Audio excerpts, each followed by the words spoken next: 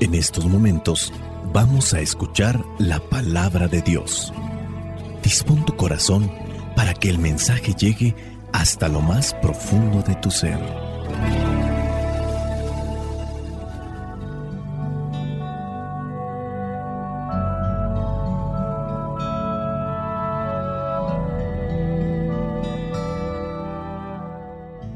El evangelio que la iglesia nos presenta para el día de hoy corresponde a Mateo, capítulo 1, versículos del 18 al 24.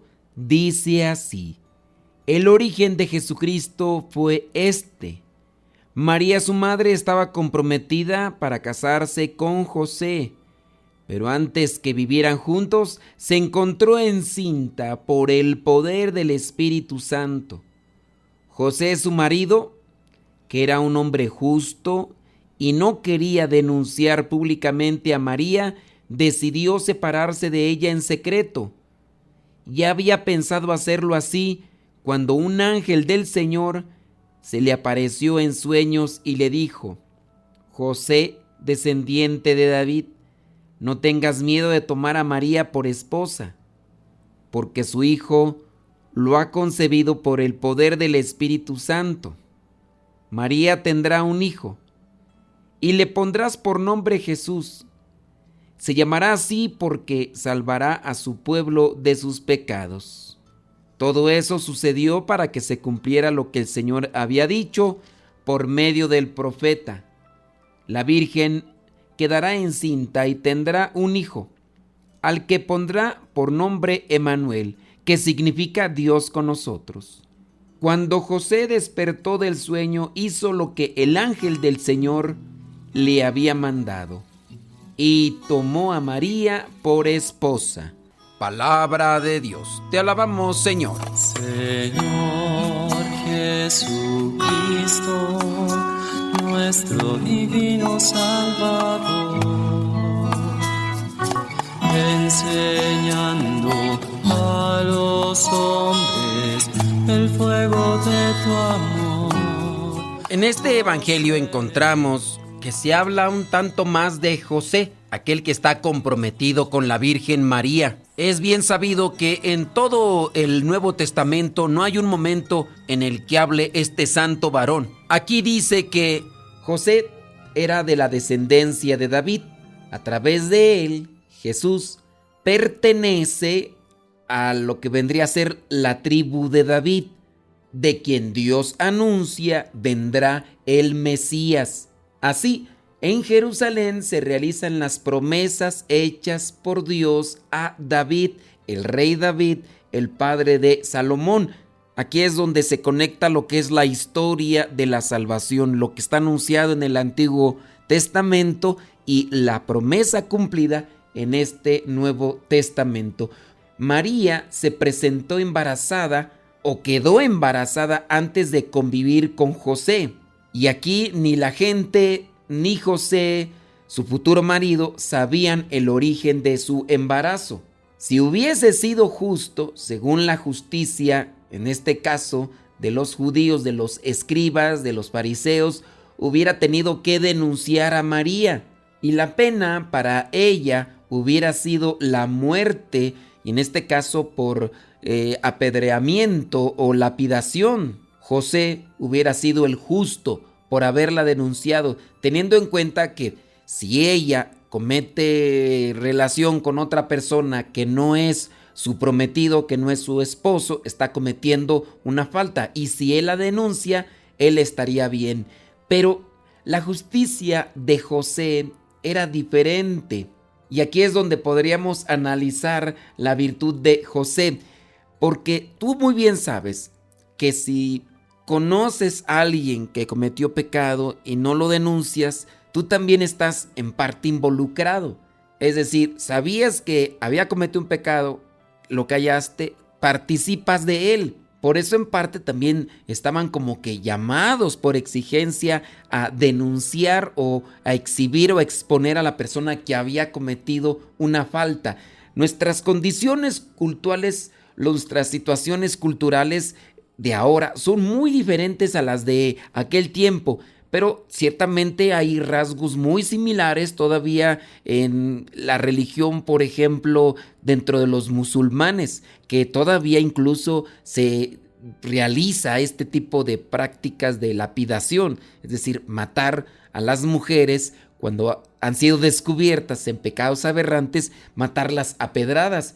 Ellas todavía sufren de mucha opresión por parte de la misma postura de la religión, de la religión del Islam como tal. Pero regresemos con lo que es el pasaje bíblico. José realmente estaba en un dilema grande, no era tan sencillo para él tomar una decisión, ya que si sabía que estaba embarazada, no era tan sencillo poderlo comprobar. Por eso, cuando se le da a conocer, él está en ese dilema.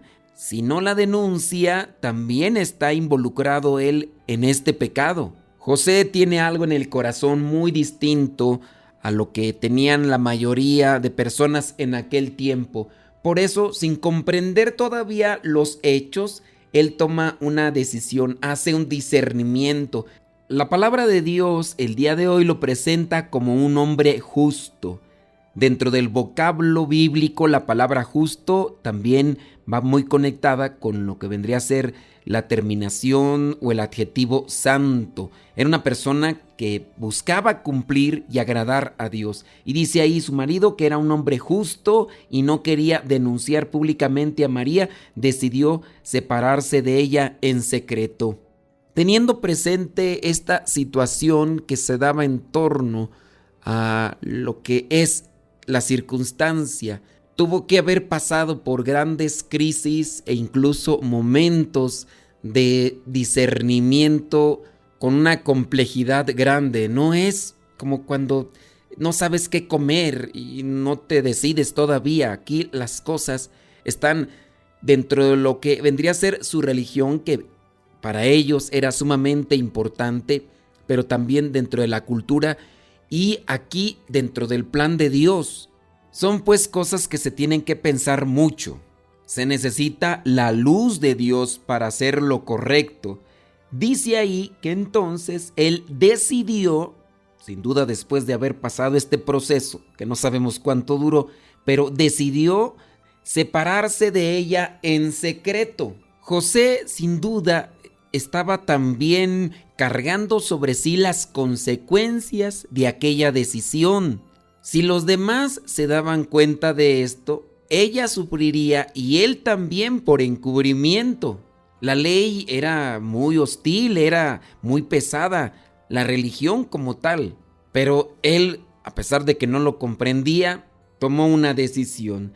Y dice ahí en el versículo 20 que ya había pensado hacerlo así, separarse de María en secreto, cuando Dios envió un ángel por medio de los sueños. Y ya fue cuando le dijo que no tuviera miedo tomar a María por esposa, que porque su hijo lo había concebido por el poder del Espíritu Santo.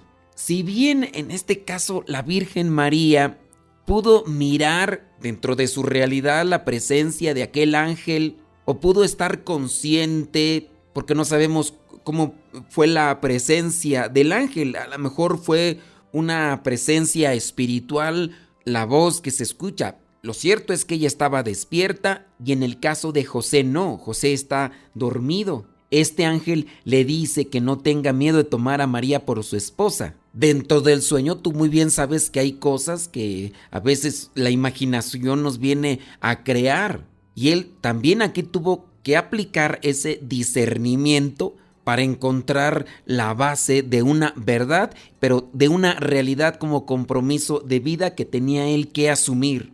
Y ya es cuando el ángel le dice: María tendrá un hijo y le pondrá por nombre Jesús. Se llamará así porque salvará a su pueblo de sus pecados.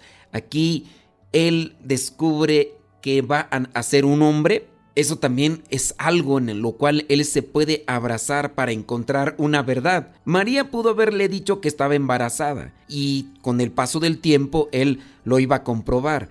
Pero cuando el ángel le dice: será un varón, y tienes que ponerle este nombre, eso también le da oportunidad a él para afianzarse en una verdad y en una revelación de Dios, en algo que va a suceder. ¿Qué hubiera pasado dentro de este sueño que tiene José y escucha que va a ser un varón y hay que ponerle Jesús y después que salga mujer? Pues obviamente le tendría que llevar a considerar las cosas que a lo mejor en el sueño no eran tan reales o tan verdaderas, pero sucedió tal como el ángel le había dicho. Dice en el versículo 22, todo esto sucedió para que se cumpliera lo que el Señor había dicho por medio del profeta. Y ya en este caso Mateo hace la conexión con lo que dice Isaías, por lo que ya habíamos mencionado antes, que como el evangelio está dirigido a los judíos, él trata de unir todos estos elementos para que los judíos crean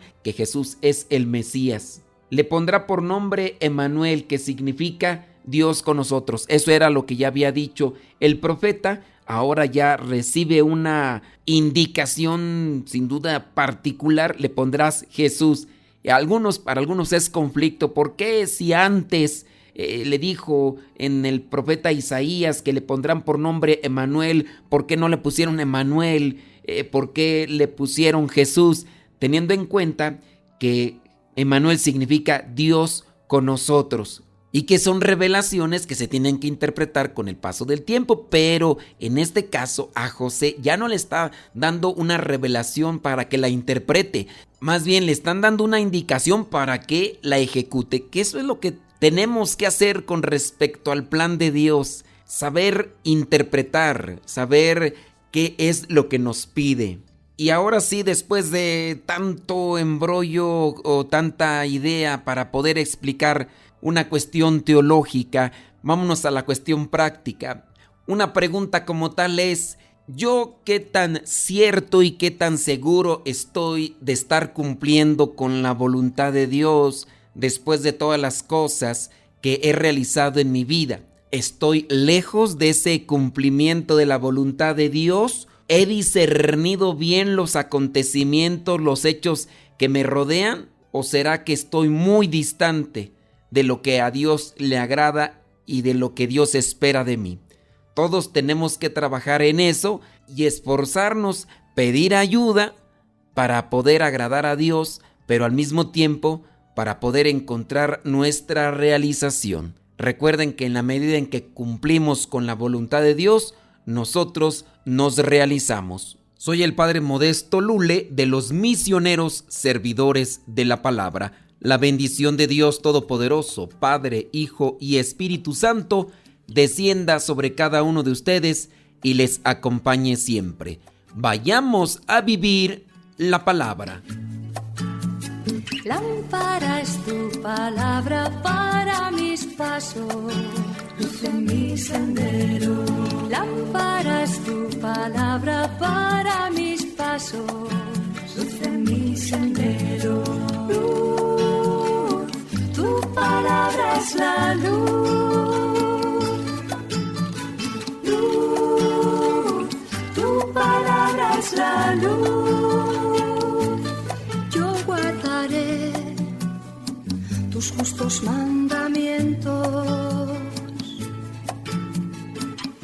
Señor, dame vida según tu promesa. Lámpara es tu palabra para mis pasos, luz en mi sendero. Lámpara es tu palabra para mis pasos.